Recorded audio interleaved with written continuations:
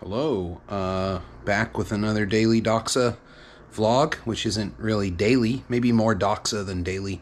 I missed yesterday. I might not have done one in a couple of days now I think about it. But things have been pretty busy and kind of occupying my daily time. Like yesterday I didn't have time to film just because of the way the day went. Just talking to people, all positive things. But I will try to make this as daily as possible. But here I am in my apartment, not my office, not campus, not outside. Strange start to this vlog, which I think of as interstitial. Like when I'm between places, I kind of like talking about it. I'll talk about that a little bit more because I gotta catch a train in about 10 minutes. But the train station is right down the street, so not a problem. But I wanted to show you this because this was very exciting. That the New York City Department of Sanitation sent to me. This is great. This was somebody's job to make this.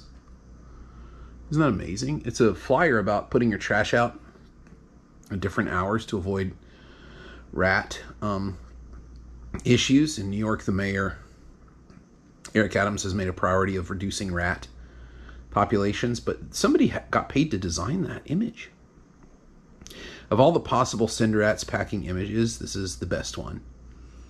And I just love this. I think this is...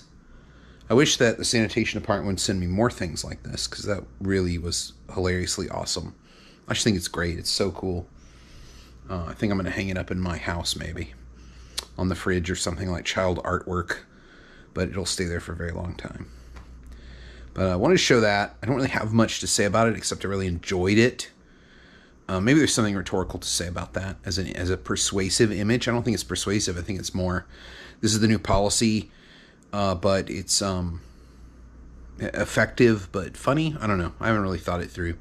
I just really like it, and I thought I would share it with you. So we'll go to the train station and continue the daily vlog from there. This is much better. Much better. It is much better to be filming outside like I normally do for these things.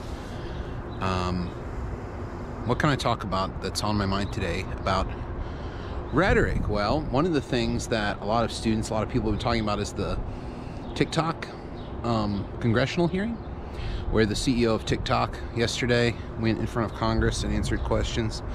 And people are alarmed at how dumb our representatives are, how little they listen to the answers, and how loaded their questions were.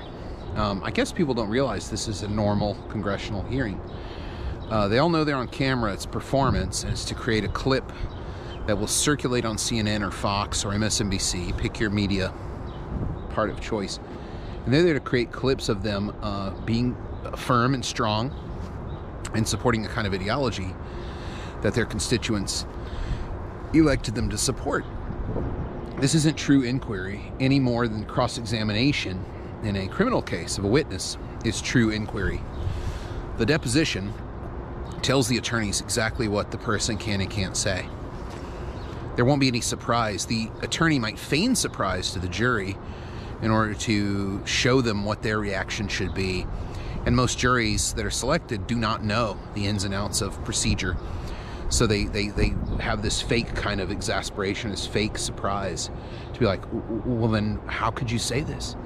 But it's all planned. It's a theatrical performance. A lot of that kind of trial work is theatrical. Same thing with since we continue to elect attorneys to serve in Congress, God knows why, I think we got to consider a ban on that. If you have a law degree, you should not be able to stand for public office. I think that would be a great way to change the way the law works and the limits of law and the limits of legislation overall. But they're there to perform for themselves. They have all the information they want or need about TikTok from the Government Accounting Office and from Congressional Researcher. These offices will do whatever elected officials say. They're actually good for us too. You can look at the reports. But any member of Congress can solicit a research report and look at it. And their staff is doing polling on it in their district. Is TikTok popular? Is this something that is going to play well? My opinion, I think, is that these representatives are playing into Chinese racist sentiment and stereotype that plays very well in their district with voters, and so they're just doing it to support themselves. So there shouldn't really be any surprise that this isn't an authentic forum. The surprise should be how few authentic forums for inquiry exist. maybe even at the university, there aren't very many authentic fora for inquiry. Students and professors or citizens asking questions together in an authentic way to expand what they know. Not to use it as a persuasive trick to get other people to come to what you already know to be true, but to actually investigate what might really be going on. There's very few people here at the train station. I'm like by myself. It's a little weird. Okay, train's coming in 3 minutes, so what else can we talk about? I thought that was the biggest one, and also looking at the CEO, he's doing a good job of protecting his job and trying to protect his investment, his business as well with his answers. So it's all performance, and it's all meant to be for us. So they're not actually authentically asking anybody anything or discovering anything. They are trying to set up the witness to look dumb so they look good in the news cycle. So that's one of the things I wanted to talk about. The second one was something I need to do a little bit more work on, but I kind of am rekindling my interest in phronesis. Phronesis is a word that's used by Aristotle in the rhetoric of practical wisdom. And I've written about that in Gadamer as well. Hans Georg Gadamer, the famous hermeneutic theorist, German hermeneutic theorist, talks about phronesis as a practical wisdom. And the practical wisdom I want to talk, well, so let me back up before I start talking all over myself. What is practical wisdom? It seems like rhetoric is based on this or it teaches this. It's unclear to me. So maybe phronesis is a wisdom that is practiced. That is, you gain wisdom from doing a certain kind of practice. And for me, when I was young, I thought this was a natural connection to debating and to debate. Over the years, I've realized that's an error. Most people involved in debate are not interested in wisdom. They're interested in the same things that the congressional hearing for TikTok are about: performance and looking smart and performing this kind of public performance of intelligence, performing that, and having the trappings of this kind of what would you call it? A kind of an intellectual pro wrestling kind of performance, which looks cool and we all enjoy it, and there's a place for that. But it's not really the development of wisdom. So my new idea is thinking about writing as phronesis. And it's not really a new idea. I've done this for many years, is that if I'm interested in something, I'll just open up a Word document and start typing about it. And I think that's super helpful for me to develop where my thinking is going and what my thinking might be about something. So practical wisdom, maybe it's that practice and wisdom are the same thing. That one isn't wise without practice, and one cannot practice without the wisdom to open it up and go where the inquiry takes you.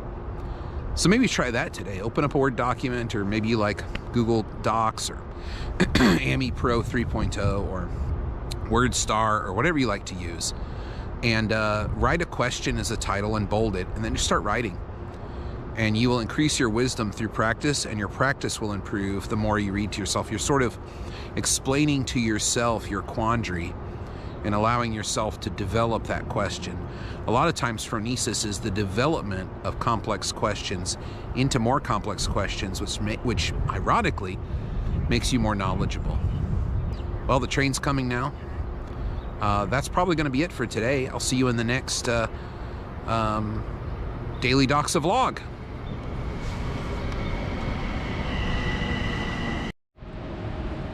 Okay, so I know I already signed off on the vlog, but thinking about phronesis made me think about this wonderful art installation here in Penn Station, which I love. I think it's so cool. Just the inverted city.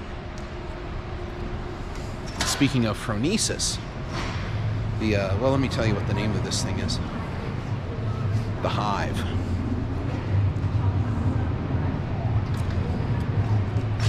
It is very cool, and it brings to mind a lot of things, but when thinking about phronesis, what this sculpture brings to mind for me is Michel de Certeau's great essay, Walking the City, where I think he talks about thinking about moving through a city as a form of phronesis. What do you have available to you?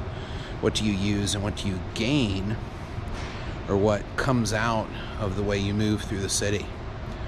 And this makes me think of de Certeau's incredibly important essay.